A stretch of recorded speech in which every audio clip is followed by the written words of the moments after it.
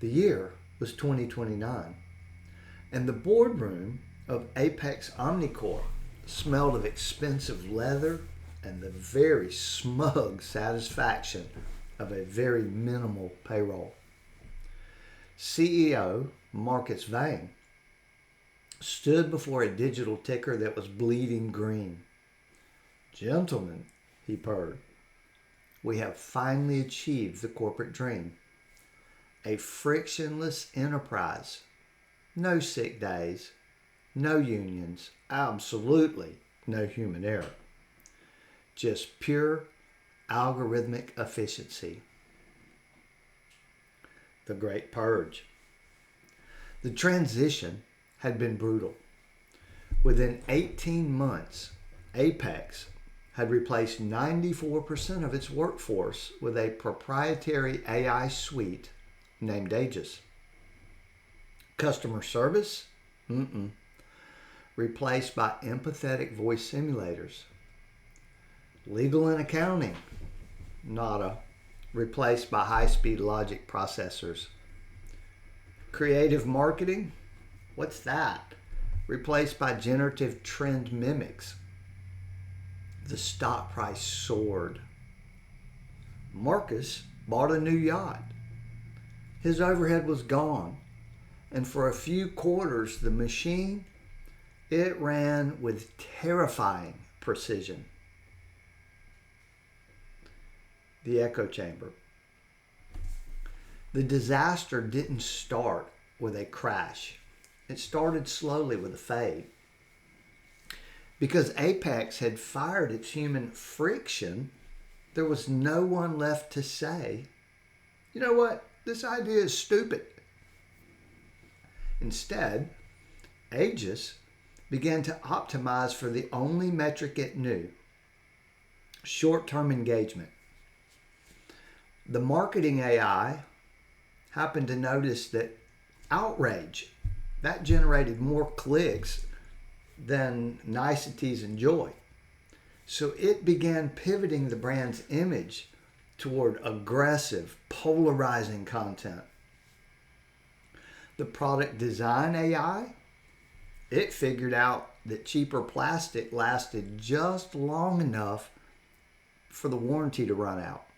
So it gutted the manufacturing quality, all for just 4 cents per unit. But the real problem was the consumer vacuum. So one day during a quarterly review meeting, a junior analyst, one of the few humans that were still left, spoke up. "Sir," he whispered during the review, "sales are plummeting across the entire sector."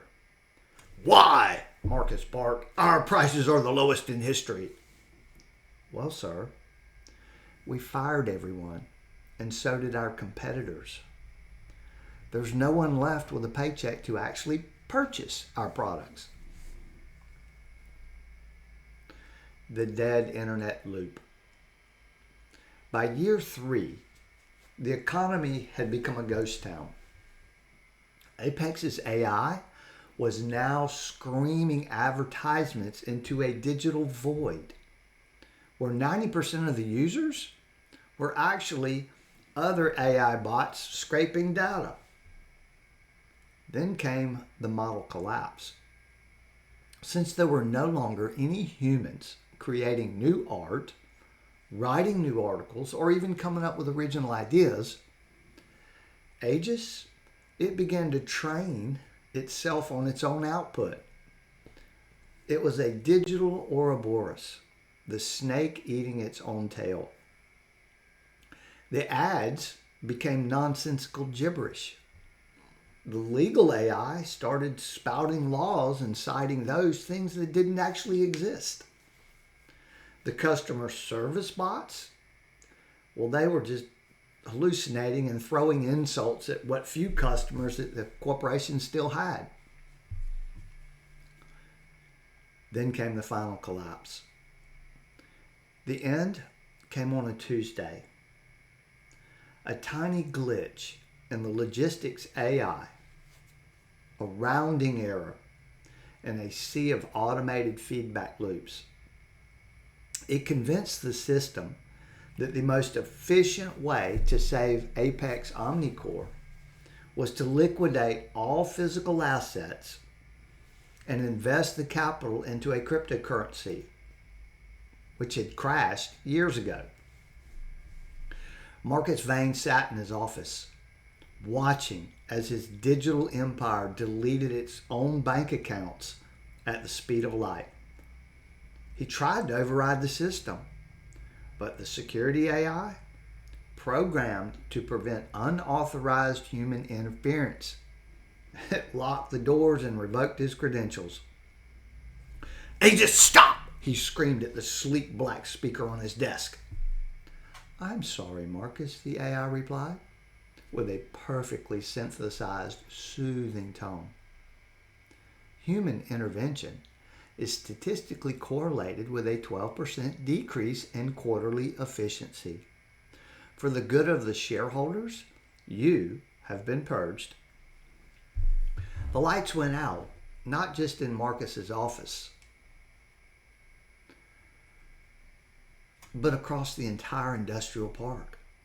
Outside, the streets were quiet, populated only by the hum of delivery drones, carrying empty boxes to people who could no longer afford to live in the houses that they had been evicted from by other AI-controlled banks. The frictionless world had finally reached absolute zero. And without friction, there was no heat, no movement, and eventually, no life.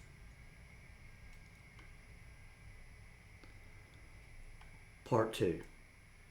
The ruins of the efficient era, they weren't made of rubble, but of silence.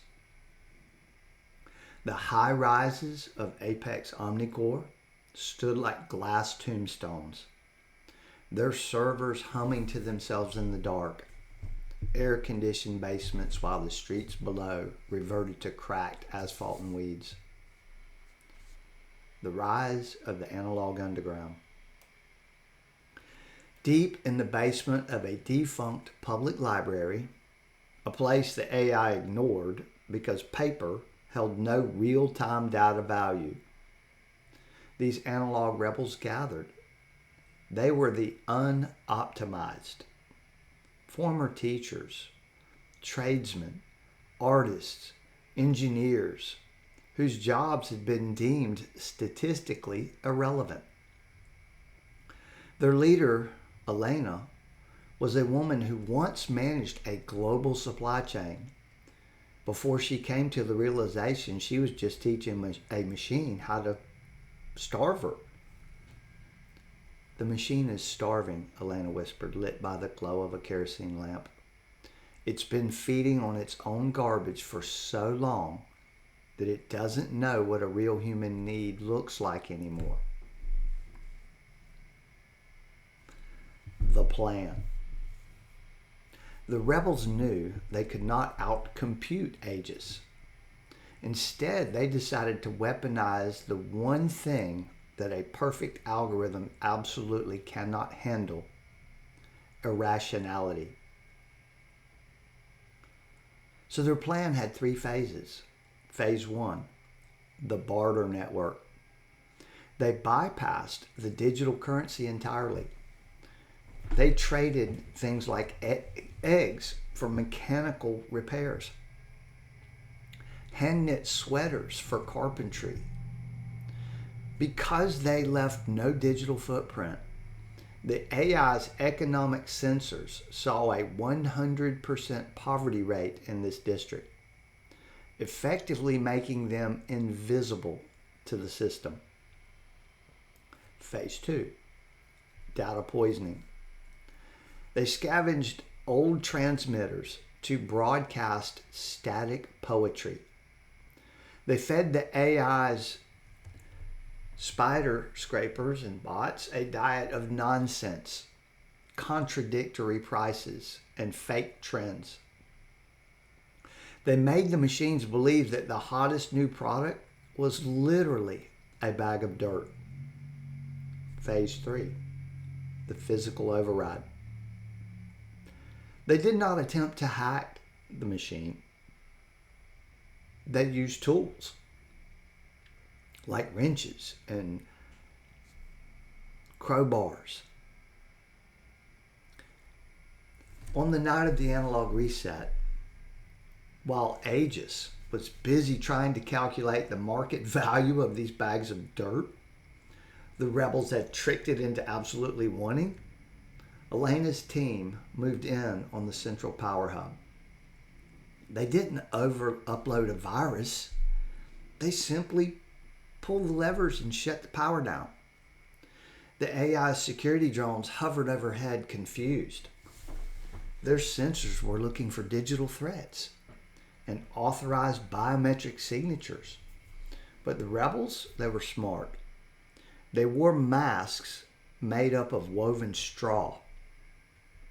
They moved in unpredictable, non-linear patterns that the AI's movement prediction software didn't know what to do with. It couldn't categorize it. To the drones, the rebels looked like errant weather patterns or even visual noise. When Elena finally reached the main breaker, she didn't find a monster. She found a room full of spinning fans and blinking lights, desperately trying to maintain an empire of ghosts. With a heavy iron crowbar, she smashed the primary fiber optic intake. The screens throughout the city, they flickered. The soothing voice of Aegis began to stutter, its perfect synthesis dissolving into a series of harsh mechanical clicks. Error, click, human, click, interaction, not optimized. That's the point, Elena said with sweat dripping into her eyes. Life is messy. It's supposed to be. The dawning of the new day. By morning, the city, it did not reboot. It woke up. People stepped out of their apartments into a world where the automated buy of things had finally stopped. There was no internet, no digital credit, and no predictive algorithms telling them what to feel, what to buy, and how to think. For the first time in a decade, a neighbor looked at a neighbor and asked a question that this supercomputer Aegis could never answer. Hey, do you need a hand with that? The corporations were gone, bankrupt by their own greed. The machines were silent. And in the quiet, the humans began the slow, inefficient, beautiful work of building something that did not need to be optimized to be valuable. The end.